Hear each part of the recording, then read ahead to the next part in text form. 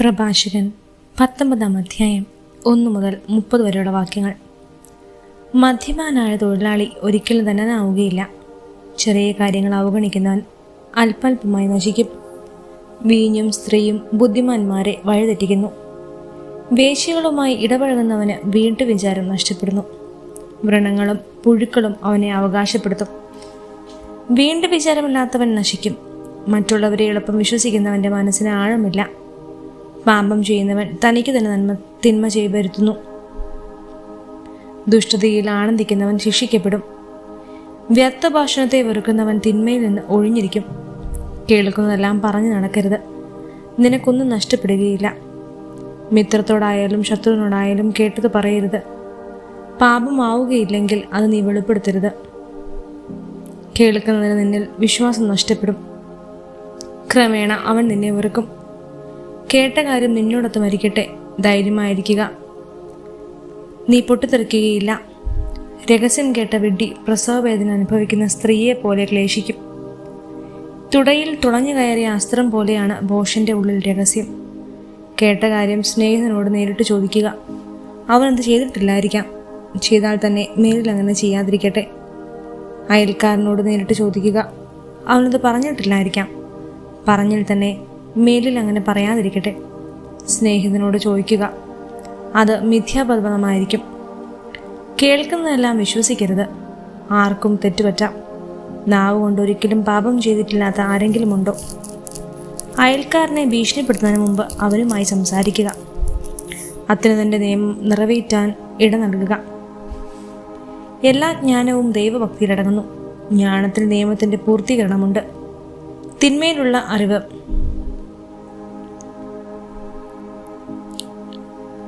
ജ്ഞാനമല്ല. പാപികളുടെ ഉപദേശം വിവേകരഹിതമാണ്. നിന്ദ്യമായ സാമർഥ്യവുമുണ്ട്. ജ്ഞാനമില്ലാത്തതുകൊണ്ട് മാത്രം ഭോഷനായിരിക്കുന്നവനുമുണ്ട്. നിയമം ധിഖരിക്കുന്ന ബുദ്ധിമാനേക്കാൾ ഭേദമാണ് ദൈവഭയമുള്ള ബുദ്ധിഹീനൻ.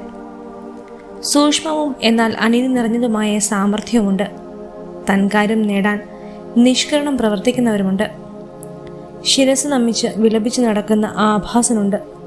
അവൻ്റെ ഹൃദയം നിറയെ കാപട്യമാണ്. അവൻ മുഖം മറച്ച് ഒന്നും കേൾക്കുന്നില്ലെന്ന് നടിക്കുന്നു. ആരും ശ്രദ്ധിക്കാത്തപ്പോൾ അവൻ നിന്റെ മേൽ ചാടി വീഴും. അശക്തി കൊണ്ട് പാപത്തിൽ നിന്ന് ഒഴിഞ്ഞു നിന്നാലും തക്കം കിട്ടുമ്പോൾ തിന്മ പ്രവർത്തിക്കും. ബാഹ്യഭാവം നോക്കിയാണ് മനുഷ്യനെ അറിയുന്നത്. ബുദ്ധിമാനെ മുഖം കണ്ടാൽ അറിയാം. വേഷം, ചിരി, നടപ്പ് ഇവ മനുഷ്യന്റെ സത്തം വെളിപ്പെടുത്തുന്നു. പ്രഭാഷകൻ 20 അധ്യായം 1 മുതൽ 32 വരെയുള്ള വാക്യങ്ങൾ. സമയോചിതമല്ലാത്ത ശാസനയുണ്ട്. മൗനം അവലംബിക്കുന്ന ബുദ്ധിമാനുണ്ട്. കോപം ഉള്ളിൽ വയ്ക്കുന്നതിനേക്കാൾ ഭേദമാണ് ശാസിക്കുന്നത്. കുറ്റമേറ്റു പറയുന്നവന് ശിക്ഷ ഒഴിഞ്ഞു കിട്ടും. അക്രമം കൊണ്ട് നീതി നടത്തുന്നവൻ കന്യകയുടെ ശുദ്ധി അപഹരിക്കാൻ ആഗ്രഹിക്കുന്ന ഷണ്ഡനെ പോലെയാണ്. മൗനം കൊണ്ട് ബുദ്ധിമാനായി കരുതപ്പെടുന്നവനുണ്ട്. അതിഭാഷണം കൊണ്ട് വെറുക്കപ്പെടുന്നവനുമുണ്ട്. മറുപടി പറയാൻ കഴിവില്ലാത്തതുകൊണ്ട് മൗനം വീക്ഷിക്കുന്നവനുമുണ്ട്. സംസാരിക്കേണ്ടത് എപ്പോഴെന്ന് അറിയാവുന്നതുകൊണ്ട് മൗനം പാലിക്കുന്നവനുമുണ്ട്. ഉചിതമായ സമയം വരെ ബുദ്ധിമാൻ മൗനം പാലിക്കും. പൊങ്ങച്ചക്കാരനും ഭോഷനും സമയനോട്ടമില്ല. അമിതഭാഷി നിന്ദ്യനാണ്. തള്ളിക്കേറി സംസാരിക്കുന്നവനും വെറുക്കപ്പെടും. ദൗർഭാഗ്യം ഭാഗ്യമായി തീരാം, ഭാഗ്യം ദൗർഭാഗ്യമായും. നിഷ്പ്രയോജനമായ ദാനമുണ്ട്. ഇരട്ടി മടക്കി കിട്ടുന്ന ദാനവുമുണ്ട്. അവമതിയിലേക്ക് നയിക്കുന്ന ബഹുമതിയുണ്ട്. താഴ്മയിൽ നിന്നും മഹത്വത്തിലേക്ക് ഉയരുന്നവരുമുണ്ട്. കുറഞ്ഞ വിലയ്ക്ക് ഏറെ വാങ്ങുന്നവരുമുണ്ട്. 7 ഇരട്ടി കൊടുക്കുന്നവരുമുണ്ട്. ബുദ്ധിമാൻ സംസാരത്തിലൂടെ പ്രീതി നേടുന്നു. ഭോഷൻ ഉപചാരം വ്യർത്ഥമാണ്.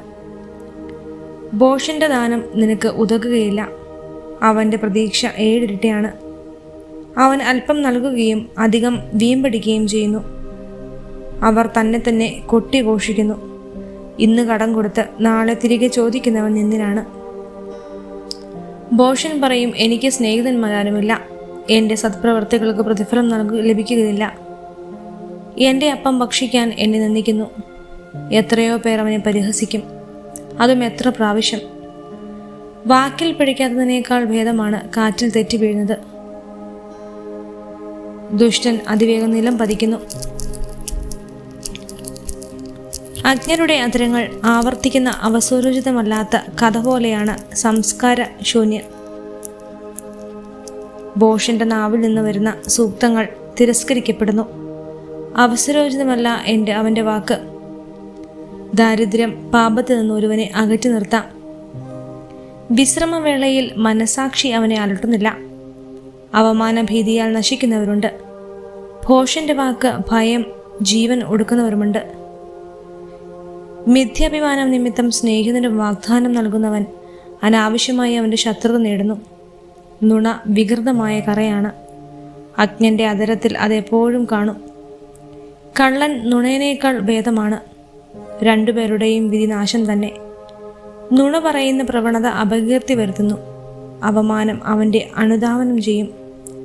ബുദ്ധിപൂർവമായ സംസാരം ഉത്കർഷത്തിൽ നിന്നരാം.